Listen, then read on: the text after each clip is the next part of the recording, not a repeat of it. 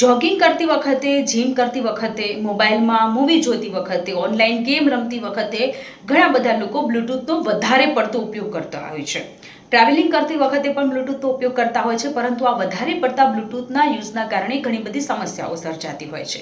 Neurological સમસ્યા થતી હોય છે, સતત માથામાં દુખતું હોય છે, બહેરાશ આવી જતી હોય છે, કાનના જે સ્નાયુઓ છે નબળા પડી જતા હોય છે, એક કાને ઘણા બધા લોકોને ઓછું સંભળાવાની સમસ્યા છે એ આવી જતી હોય છે, સતત માથામાં દુખાવો થતો હોય છે અને બ્રેન કેન્સર થવાના પણ ચાન્સીસ વધી જતા હોય છે. ખાસ કરીને પ્રેગ્નેન્ટ મહિલાઓ અથવા તો જે નાના બાળકો છે એ લોકોને સૌથી વધારે જોખમ હોય છે.